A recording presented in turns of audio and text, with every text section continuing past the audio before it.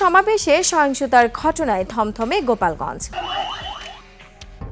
16 জুলাই 2025 গোপালগঞ্জের রাজপথ। একদিকে দেশ গড়তে জুলাই পদযাত্রা নিয়ে এগিয়ে চলেছে জাতীয় নাগরিক পার্টি এনসিপির শান্তিপূর্ণ মিছিল, অন্যদিকে বাতাসে তখন বারুদের গন্ধ আর এক ভয়ঙ্কর ষড়যন্ত্রের ফিসফাস।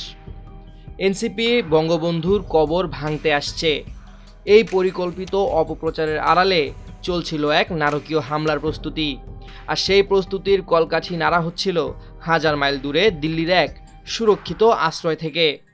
যখন নিষিদ্ধ ছাত্রলীগের কর্মীরা পুলিশের গাড়িতে আগুন দিচ্ছে, এনসিপির মঞ্চ ভাঙচুর করছে এবং তাদের গাড়িবহরে গুলি ও বোমা হামলা চালাচ্ছে, তখন প্রশ্ন উঠছিল, এই উন্মুক্ততার নির্দেশদাতা কে? সম্প্রতি এক জাতীয় দৈনিকের হাতে আসা কয়েকটি অডিও ক্লিপ সেই প্রশ্নের এক হিমশীতল উত্তর দিয়েছে। সেই কণ্ঠস্বর আর কারো নয়, ভারতে পালিয়ে থাকা সাবেক স্বৈরশাসক শেখ হাসিনার। ক্ষমতাচ্যুত হয়েও যে তার প্রতিহিংসার আগুন নেভেনি, সেই অডিও ক্লিপগুলোই তার জলজান্ত প্রমাণ। গোপালগঞ্জ জেলা ছাত্রলীগের সাধারণ সম্পাদক আতাউর রহমান পিয়ালকে দেওয়া তার নির্দেশ ছিল দ্ব্যর্থহীন। তিনি বলেন, গোপালগঞ্জের মাটি থেকে ওদের কেউ যাতে অক্ষত অবস্থায় ফিরে যেতে না পারে। এই একটি বাক্যই যথেষ্ট ছিল তার ভয়ঙ্কর মানসিকতাকে তুলে ধরার জন্য। কিন্তু তিনি সেখানে থামেননি। জেলা ছাত্রলীগের সভাপতি নিউটন মোল্লাকে দেওয়া তার নির্দেশ ছিল আরও নারকীয়। আর যদি টুঙ্গিপাড়ায় ঢুকেই পড়ে, তাহলে একজনও যাতে জীবিত অবস্থায় ওখান থেকে ফিরে যেতে না পারে, সেই ব্যবস্থা নিতে হবে। বিশ্লেষকদের মতে এই নির্দেশ প্রমাণ করে শেখ হাসিনা তার রাজনৈতিক স্বার্থের জন্য কতটা নির্মম হতে পারে। ক্ষমতায় থাকতে যেমন তিনি নিজের দলের কর্মীদের ঢাল হিসেবে ব্যবহার করেছেন, ক্ষমতাচ্যুত হয়েও তার সেই কৌশলের কোনো পরিবর্তন হয়নি।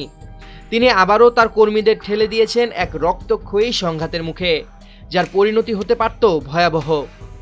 এই হামলা কোনো বিচ্ছিন্ন ঘটনা ছিল না। কলকাতা থেকে শেখ ফজলুল করিম সেলিম, লন্ডন থেকে আব্দুর রহমান এবং কেন্দ্রীয় ছাত্রলীগের সভাপতি সাদ্দাম হোসেন সবাই মিলে এই নারকীয় পরিকল্পনাকে বাস্তবায়ন করার জন্য মাঠের কর্মীদের সমন্বয় করছিলেন। তাদের লক্ষ্য ছিল একটাই, এনসিপির শান্তিপূর্ণ কর্মসূচিকে রক্তে ভাসিয়ে দিয়ে দেশে এক অস্থিতিশীল পরিস্থিতি তৈরি করা।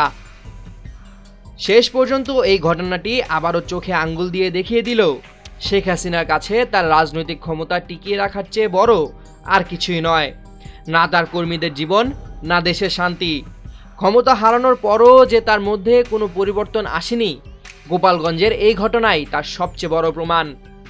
সামিউল জয়, 21 টেলিভিশন।